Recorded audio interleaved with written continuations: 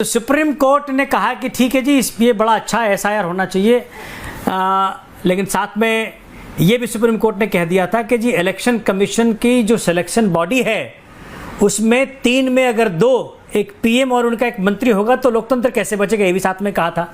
उस पर आपने कभी चर्चा नहीं रखते तो अच्छा रहता। लेकिन सुप्रीम कोर्ट का जजमेंट कोई रॉकेट साइंस नहीं है गेस करना। अगर सुप्रीम कोर्ट ने बिहार का चुनाव होने दिया एसआईआर के आधार पे, वेस्ट बंगाल का चुनाव होने दिया एसआईआर के आधार पे, ऐसा कमेंट कर दिया कि जी इस बार नहीं तो अगली बार वोट दे देना, तो ये कोई रॉकेट साइंस नहीं कि एसआईआर पे उनको पॉजिटिव जजमेंट देना ही था, सरकार के साथ खड़ा होना ही था।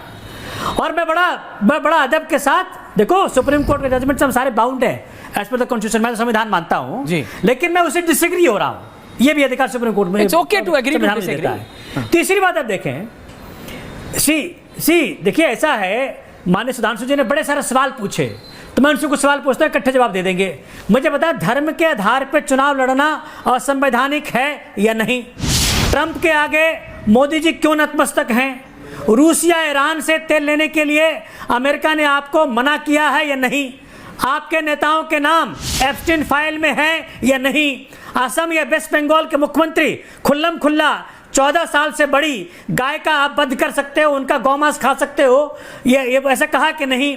मुसलमान छोड़कर देश भाग जाएं, ऐसा कहा कि नहीं? क्या पूरे देश में गैस सिलेंडर या पेट्रोल पंपों पे लंबी लंबी लाइनें आज लगी है या नहीं? क्या इटली के मेलोनी जी ने माननीय मोदी जी का एक्स अकाउंट पे अनफॉलो करना शुरू कर दिया है या नहीं? क्या ऑयल कंपनी ने Q4 में अपना मैसिव प्रॉफिट दिखाया है या नहीं? आप कह रहे 1000 करोड़ वो घाटे में चले गए हैं। गंगा जी पर इफ्तार करने पर परहेज कर रहे हो, क्या सीवर लाइनें जो जा रही गंगा जी के अंदर उसमें भी हिंदू मुसलमान बहुत जल्दी होने वाला है या नहीं?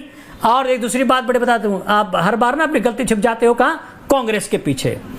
कांग्रेस के पीछे छुपकर आप 12 साल शासन में हो, ये बानरी से बाहर निकल जाओ सुधांशु जी।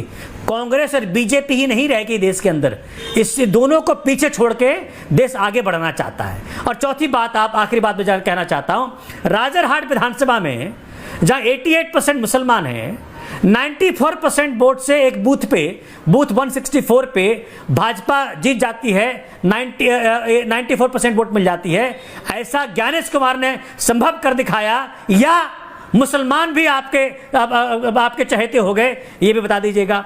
और किसी भी चुनाव में सुधांशु जी कि आज तक भाजपा किसी भी नेता ने कभी शिक्षा पे, कभी स्वास्थ्य पे, कभी रोजगार पे, कभी बिजली पे, कि रुपया डॉलर से बराबर हो जाएगा, इस पे कभी बात किया क्या आज तक? और एसआईआर में जो 4 करोड़ लोगों के नाम काट दिए हैं, उनकी नागरिकता का फैसला कब करेगी बीजेपी और कब करेगी बीजेपी? देश भेजेगी और क्या स्ट्रेटेजी है, ये बता दीजिए आप। सुधांशु जी बताता हूँ, सोमनाथ भारती जी लॉयर हैं और उन्हें यहाँ पे आकर ऐसा सफ़ेद झूठ नहीं सोमनाथ भारती जी लॉयर हैं और उन्हें यहाँ पे आकर ऐसा सफ़ेद झूठ नहीं बोलना चाहिए। कभी सुप्रीम कोर्ट ने नहीं कहा, उसने केवल अंतरिम व्यवस्था तक के लिए कहा था कि जब तक सरकार नियम न बना दे तब तक चीफ इलेक्शन कमिश्नर के लिए अंतरिम व्यवस्था ये रहेगी। जैसे ही एक्ट बन गया व्यवस्था समाप्त हो गई। और अरे अभी बोला है, सुनिए तो भाई, अरे भाई मैं दिखाता हूं आपको, अब तो कानून बन गया और पूरी बात सुनिए। अरे परेशान ना होइए, पूरी बात सुनिए। और मैं कहता हूं कानून बनने अरे के भाई बाद अपने टर्न पे बोलिए, आप इंतजार कर रहे हैं। मैं अरे भाई अपने टर्न पे बोलिए, काहे आप इतना अधीर हो गए? अभी आप लॉयर हैं, मैं 1 मिनट आपसे कहता हूं, और मेरा यह मानना है कि चीफ जस्टिस उसमें नहीं होना चाहिए। क्यों नहीं होना चाहिए? क्योंकि सर्वोच्च न्यायालय अपेलेट अथॉरिटी है। अगर appellate authority decision making authority होगी और अगर उस डिसीजन से किसी को शिकायत होगी तो वो शिकायत कहां दर्ज करेगा भाई?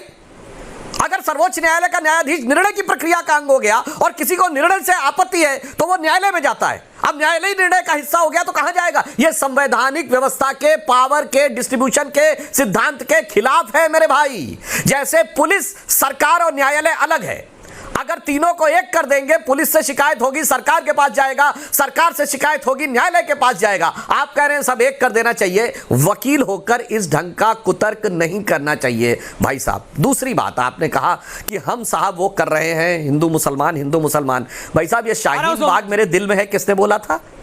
किसने बोला था? उप मुख्यमंत्री आपके मनीष सिसोदिया जी ने। ये बताइए, दंगे में जिसके घर के छत के ऊपर सारी एसिड की बोतलें और वो गुलेल बाकायदा रखी हुई मिली थी, फिक्स की हुई। वो ताहिर हुसैन किस पार्टी का सभासद था? आपकी पार्टी का। अब आइए, जो आपके वो थे विधायक, ये जब कांग्रेस में थे तो औरंगजेब के नाम की सड़क पे छाती पीटने के लिए गए थे। और ये किस मुख्यमंत्री ने बोला था? जब तक आपका बेटा अरविंद केजरीवाल है तब तक देखिएगा कि वक्फ बोर्ड को इतने पैसे रहेंगे, कोई पैसे की कमी नहीं रहनी पाएगी। भाई साहब, किसने बोला? आपने बोला, हमने नहीं बोला। अब मैं दूसरी बात कहना चाहता हूं, महंगाई की आपने बात कही, बताइए ना, मैं आपको विनम्रता से और दृढ़ता से कहता हूं, हाँ महंगाई है, मगर उसमें भारत का कोई रोल नहीं है। अंतरराष्ट्रीय स्तर पर क्रूड ऑयल के दाम बढ़ने के कारण महंगाई है, और मैंने आपको आंकड़े सहित बता दिया।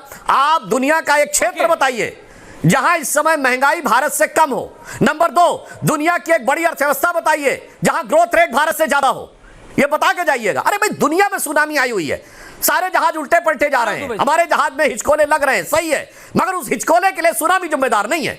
उस हिचकोले में हमारे जहाज का कैप्टन बचा के ले जा रहा है, कैप्टन को दोष है कि झटके कैसे लग रहे हैं। उनसे कहो देखो बगल में क्या, अरे वो छोड़ो, उससे क्या फर्क पड़ता है, मुझे तो दोष कैप्टन को देना है। इस मानसिकता से बाहर निकलना चाहिए। और मैं इनसे